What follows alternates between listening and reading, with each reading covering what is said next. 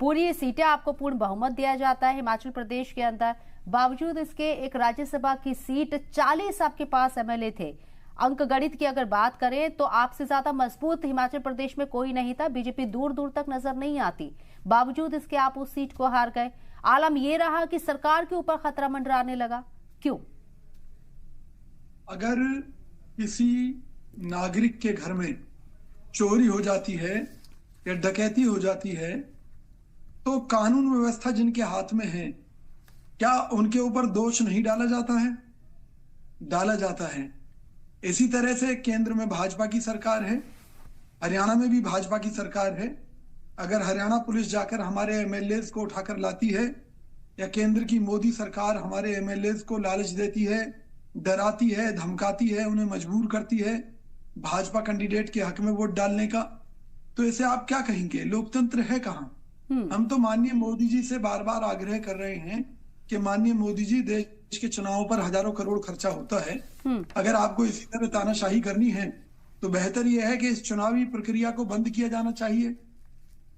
तो सबसे बड़ी बात यह है कि जो लोकतंत्र की रक्षा का दम कौन भरता है? जो सत्ता में पार्टी होती है उसकी जिम्मेवारी होती है लोकतंत्र की रक्षा करने की। लेकिन अगर वही पार्टी लोकतंत्र की धज्जियां उड़ाएगी तो हम किससे उम्मीद करेंगे?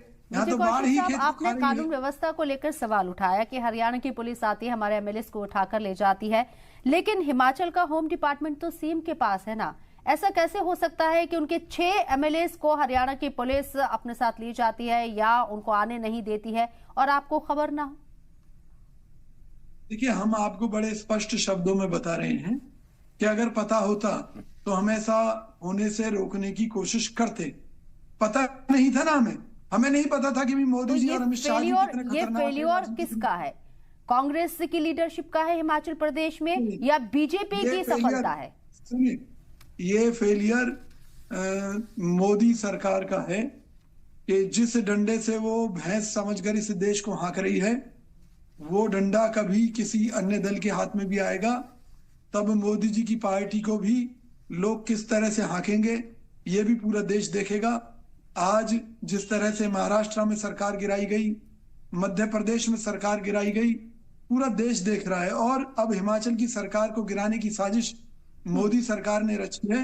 निश्चित तौर पर मोदी जी सिर्फ जो अपने उस मकसद को पूरा करना चाहते हैं जिसमें उन्होंने कहा था कि कांग्रेस मुक्त भारत, और देश को से कांग्रेस को मिटाने के लिए वो चाहे वो चंदेबाजी का मामला हो, कभी प्राइवेट कंपनियों की सीबीआईडी जांच कराती है, जब उनसे कई कई सौ करोड़ चंदा मिल जाता है तो उन्हें धमकियां दी जाती हैं कि अब आप कांग्रेस को 1 रुपए नहीं देंगे। इस तरह की जानकारी हमें मिली है।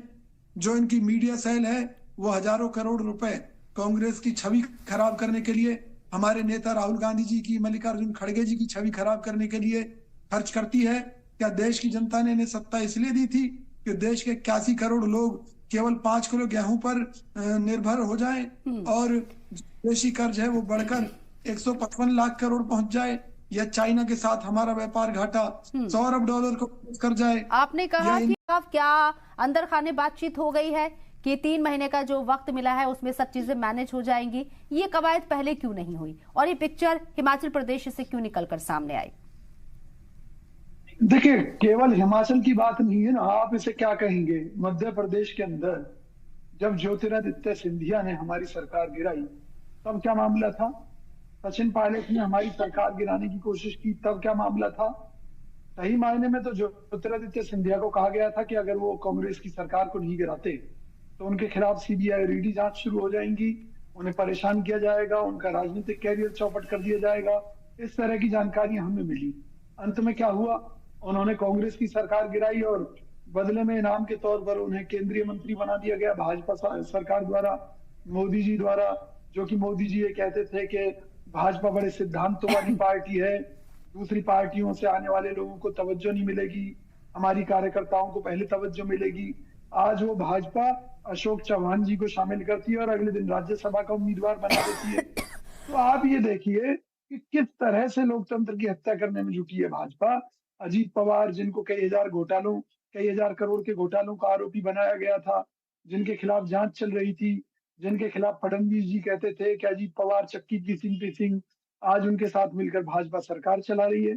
तो सवाल ये है कि इतना दुरुपयोग सीबीआई और ईडी जैसी एजेंसियों का कि किसी भी हद तक जाकर बसपा जैसी पार्टी की मुखिया आज बोलती ही नहीं है, क्योंकि सीबीआई ईडी से डरी हुई है। भाजपा द्वारा कितनी ही क्षेत्रीय दलों को ब्लैकमेल किया जा रहा है। शिवसेना तोड़ दी उन्होंने। शिवसेना के कई विधायकों ने चिट्ठी लिखी थी उद्धव ठाकरे को कि उनके ऊपर प्रेशर है कि अगर उन्होंने सरकार नहीं गिराई हाँ। तो सीबीआई उन्हें जेल में भेज देगी।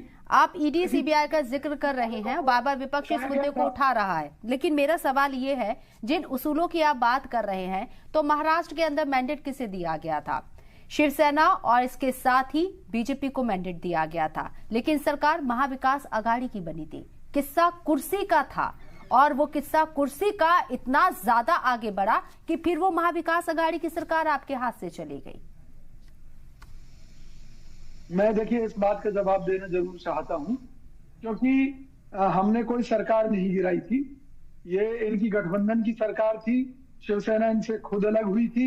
हमारे सामने स्थिति ये थी कि भाई या तो हम महाराष्ट्र को दोबारा चुनाव की आग में झोंक दें या उनको समर्थन देकर सरकार बनवा दें। तो हमने देश हित में, लोकतंत्र के हित में शिवसेना के साथ गठबंधन किया ताकि प्रदेश की जनता को दोबारा चुनाव ना झेलने पड़े और देश का करोड़ों रुपए जो खर्चा चुनाव पर होता है वो बच जाए।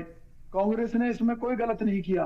कांग्रेस ने कोई सरकार नहीं गिराई। ये इनके आपसी झगड़े थे जिसके चलते दोनों अलग हुए थे। शिवा, बीजेपी ने भी आपको सिखाया है इस तरह के एक्सपीरियंस से?